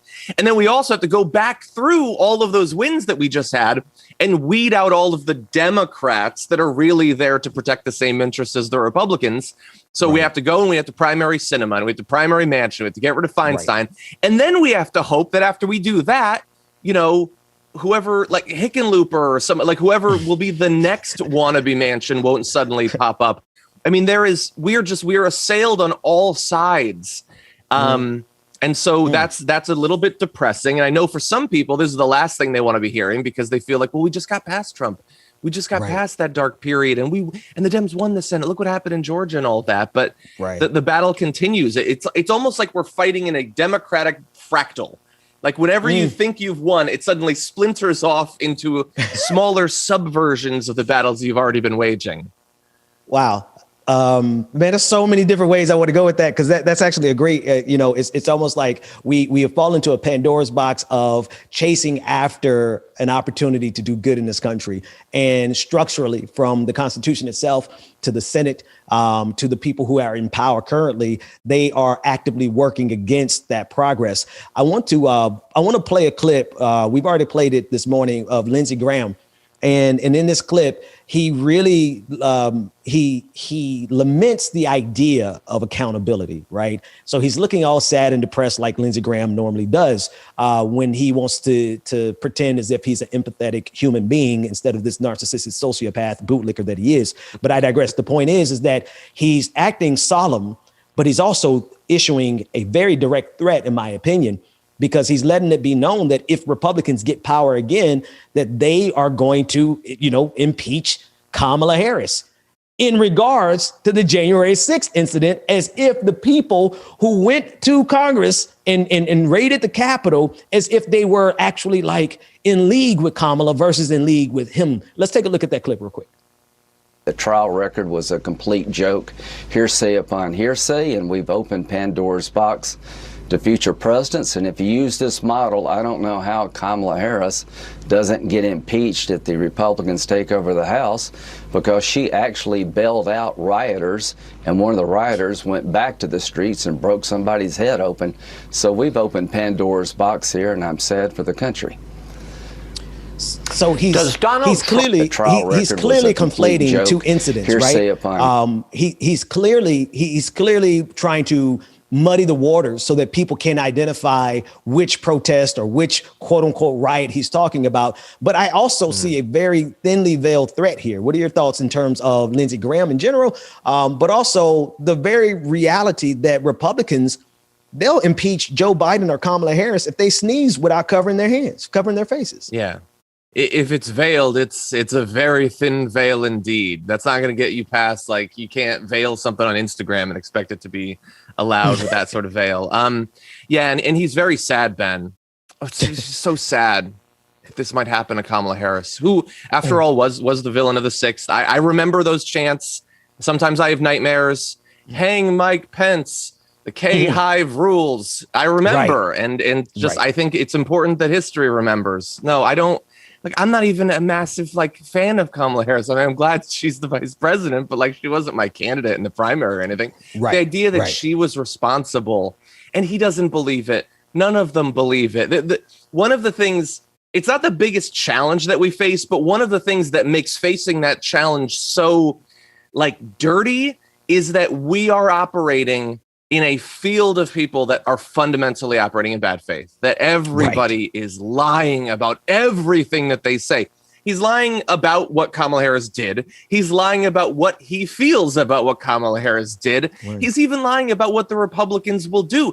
The Republicans will and always were going to try to impeach for whatever BS made up reason if they feel they can get away with it. Marjorie Greene filed those papers to impeach Biden on the first day, and I defy her to explain why. I don't think that she can actually do it. And the Dems who will use the specter of things like them impeaching Kamala Harris to say, well, let's not do this because then we'll be setting a precedent that the Republicans will use. We'll be opening that door and the Republicans will walk through it. Republicans don't need open doors to pursue power or to pursue their interests. That's what they do. They know how to do that because they get that this is politics. This isn't fun times. The Democrats still think this is just fun times. And so I don't know if they're actually going to do that if they take power, but I do know that they're going to do whatever they want if they take power. And I wish that the Democrats would learn that lesson.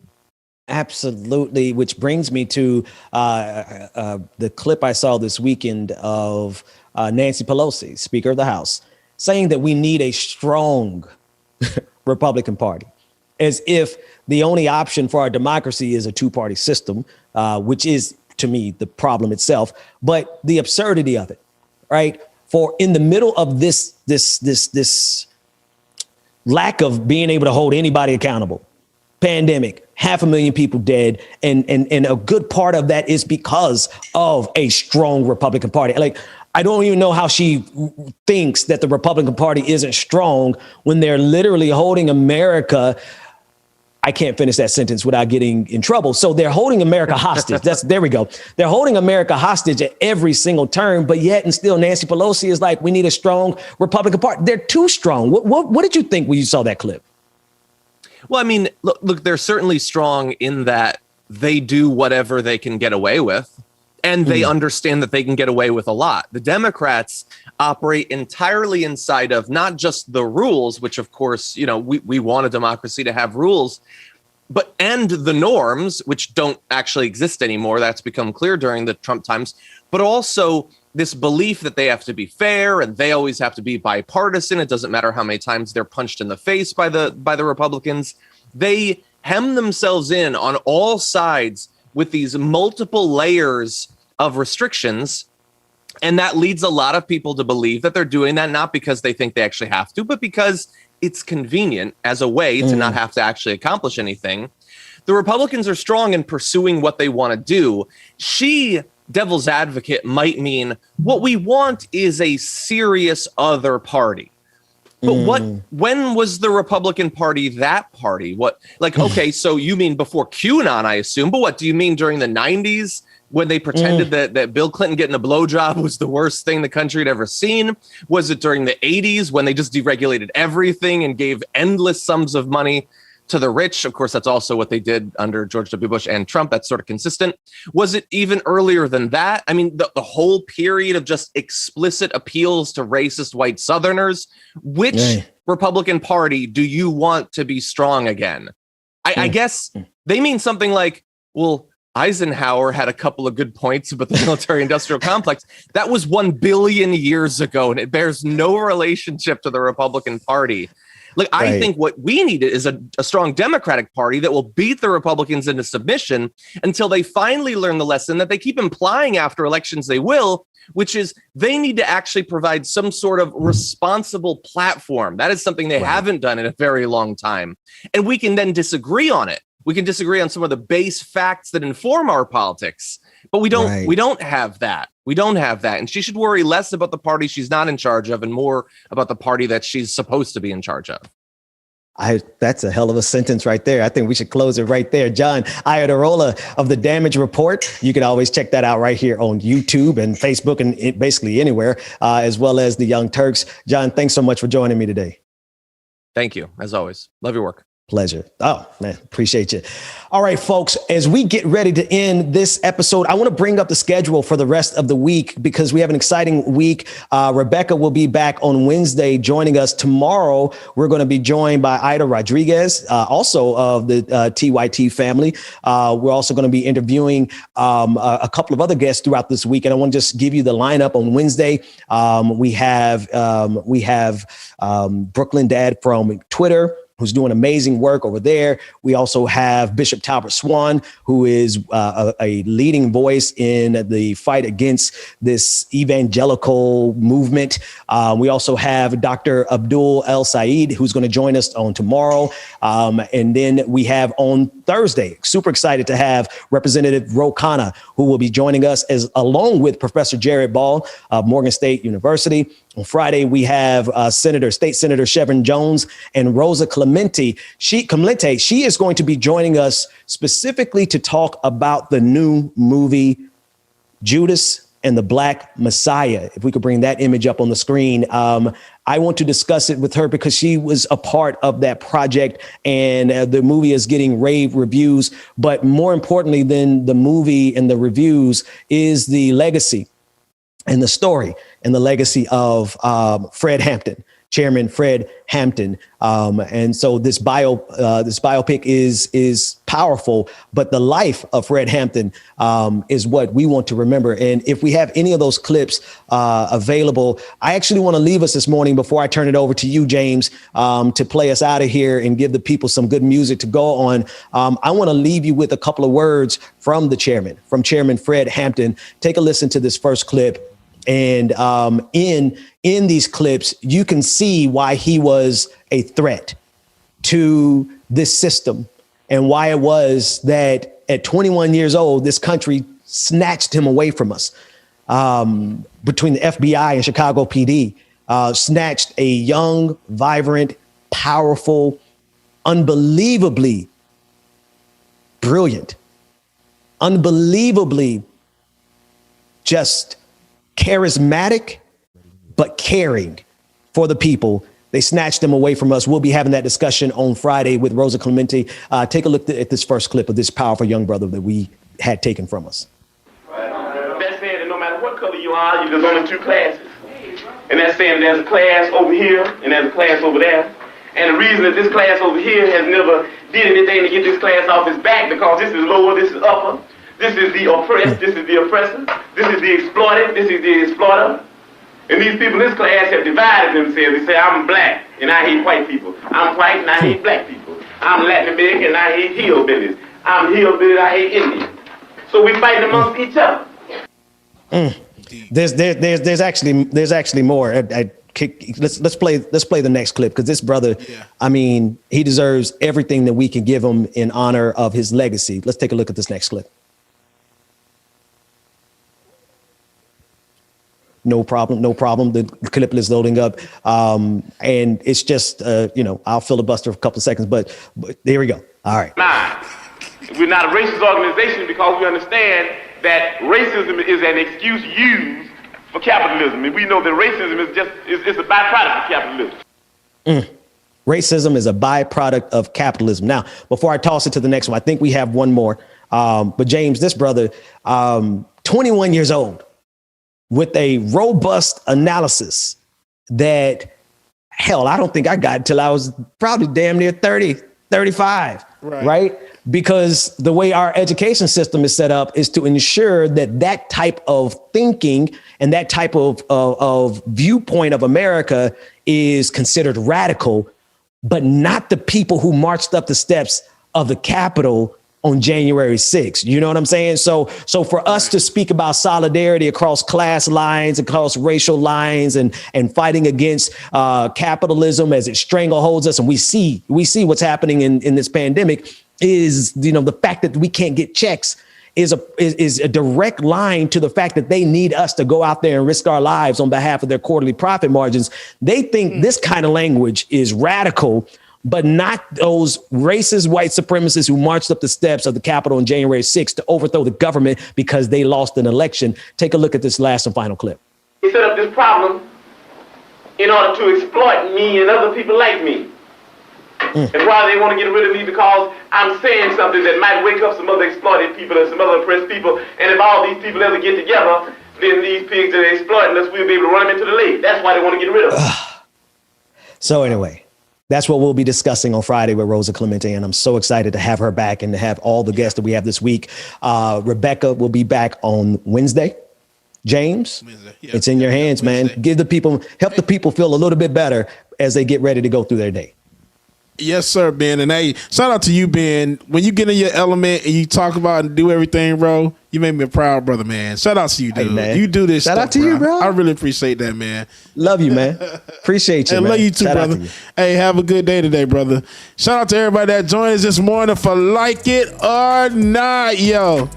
We got some big things coming up, y'all. Y'all need to make sure that y'all stay tuned and keep it locked. As we always do, y'all. Gonna ride y'all out with some music into the 10:30 hour.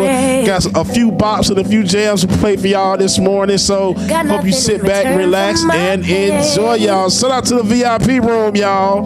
I never thought I'd be so empty, so alone and afraid. Real 88. Sir, I like that. Drop those lions in the chat. Okay, I see what you did there. Nobody understood where I've been.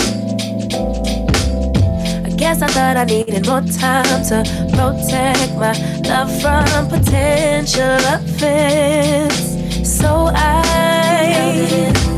then you came around and you but I shut it down. So you took it down and I'm not surprised by what I found. 'Cause I know I needed something different and it had to be you. Out the blue, somebody who would listen and it had to be you. Out of all the people to reply, my love couldn't be just anyone. My baby, it had to be you.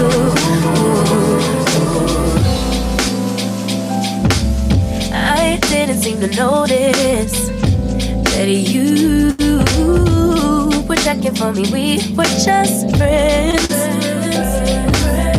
But we started building trust and my fragile heart started to mend. Maniac, yes sir, she is. She will be back on Wednesday. Rebecca back in the building on Wednesday, y'all. Should've paid attention.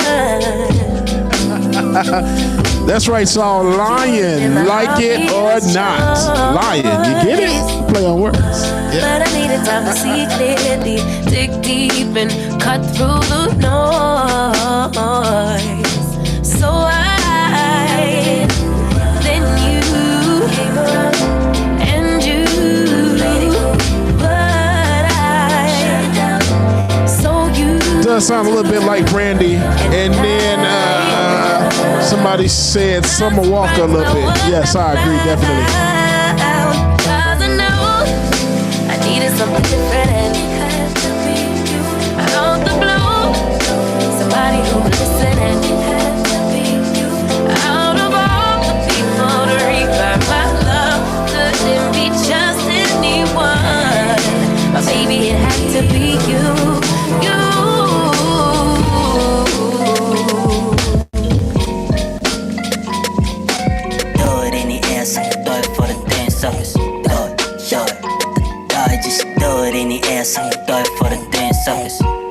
Brenda Johnson, I appreciate that.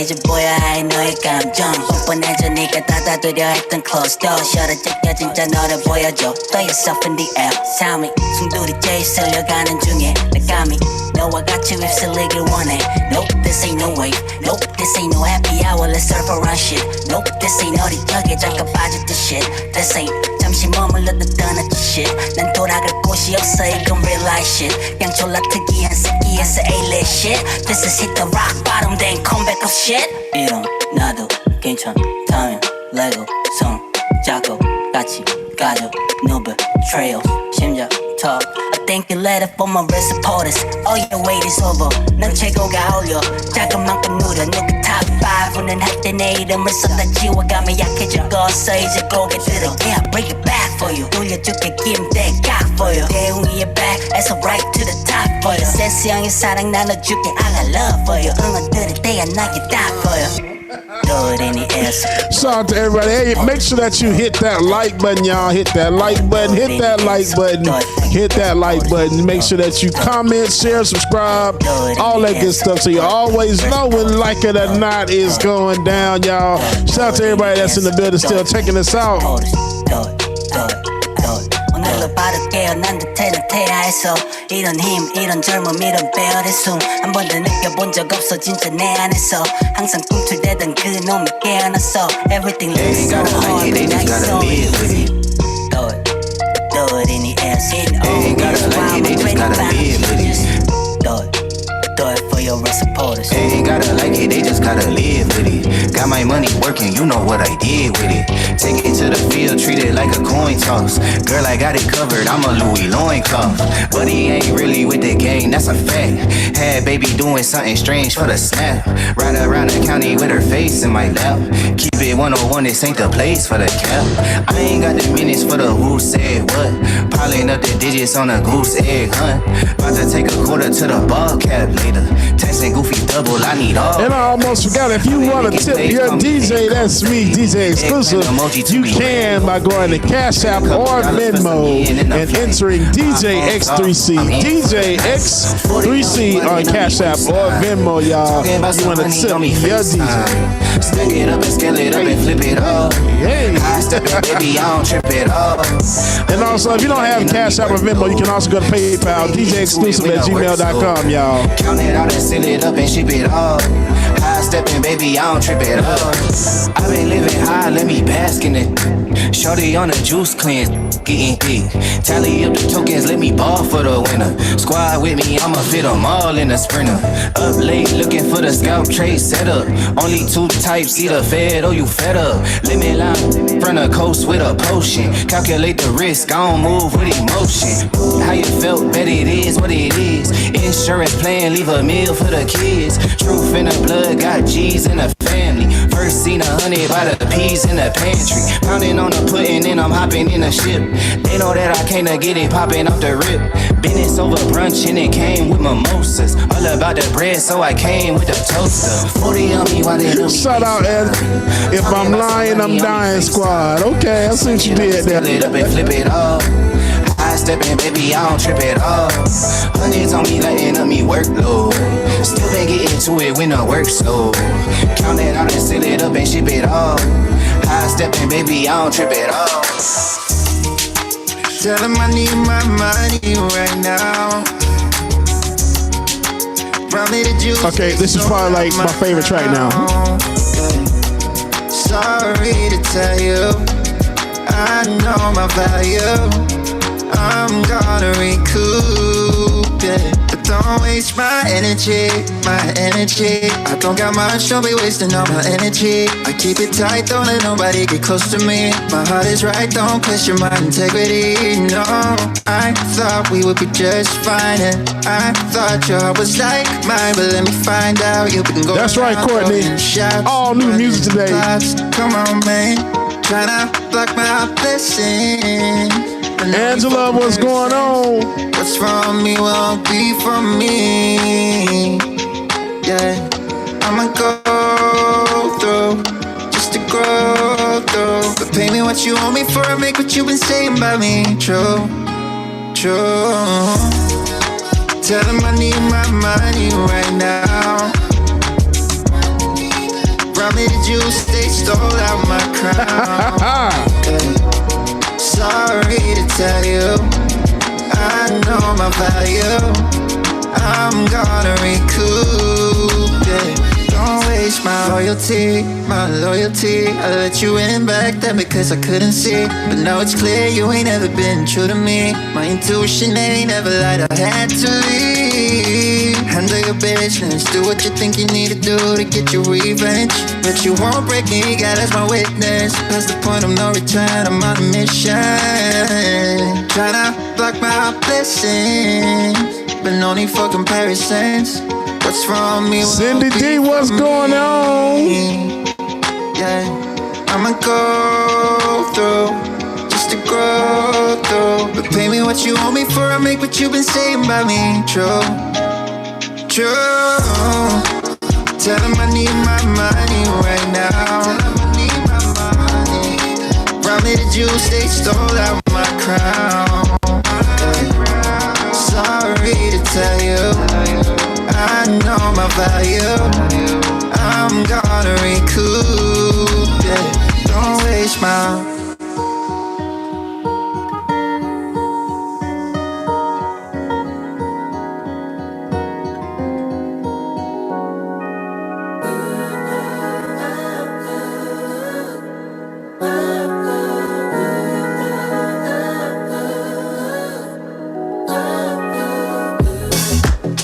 Never understood understand the things that we want. Why do you keep coming back? I want love you don't know. So why are you here? Yeah.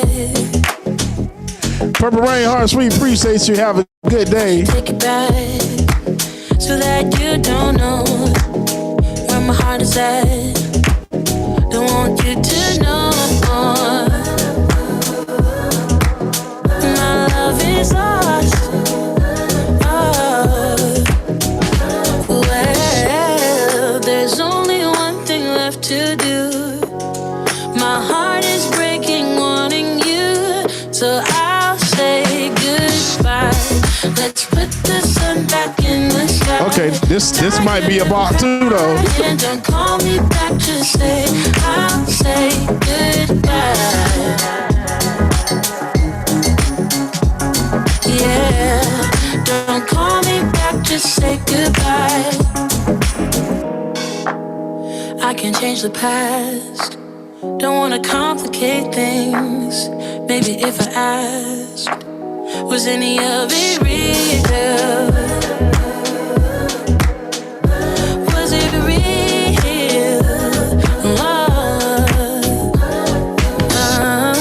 There's only one thing left to do. My heart is breaking, wanting you, so I'll say goodbye. Let's put the sun back in the sky. Tired of crying, don't call me back, just say I'll say goodbye. Tired of crying, don't call me. Shut up, Mara, I feel you. They are. There's only one thing. Let's put the sun back in the sky. Tired of crying, don't call me back, just say I'll say goodbye. Yeah, I'll say goodbye. Don't call me back, just say goodbye.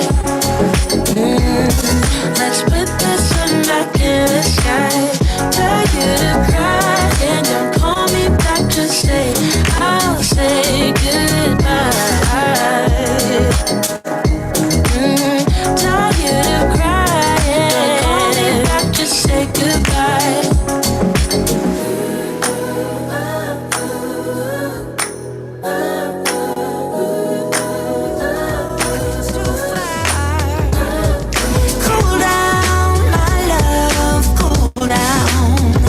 That was Just Say Goodbye by Spring Game. Spring Game came through again with We Got Chemistry. It's hard to keep up with your passion.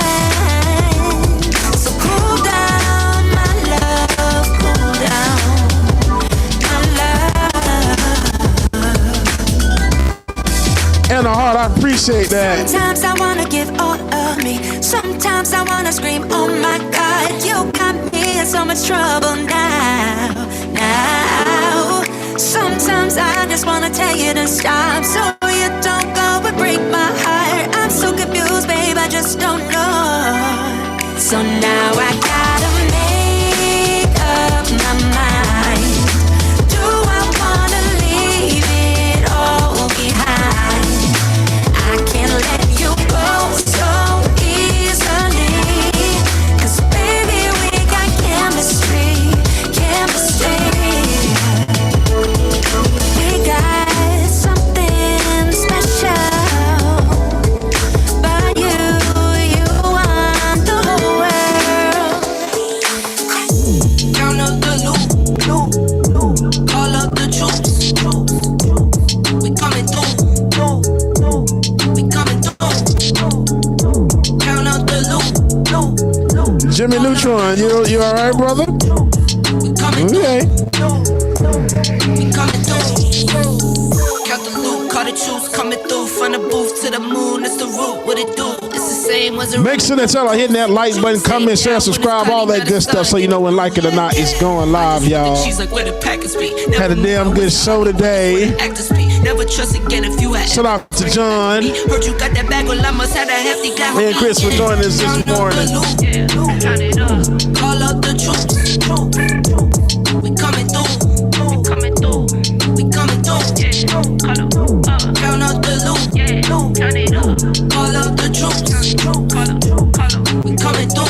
No, coming through.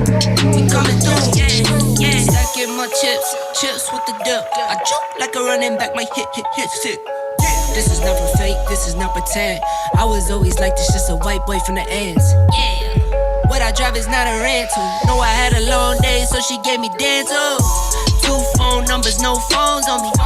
I can't trust nobody but my own. All right, everybody, that is going to do it for your boy James Bubba Williams, better known as DJ Exclusive, y'all. We hope that you enjoyed the very first episode of Like It or Not. It was definitely a fun one. Shout out to all our guests that came in today. We definitely appreciate you, and we hope to have you again soon.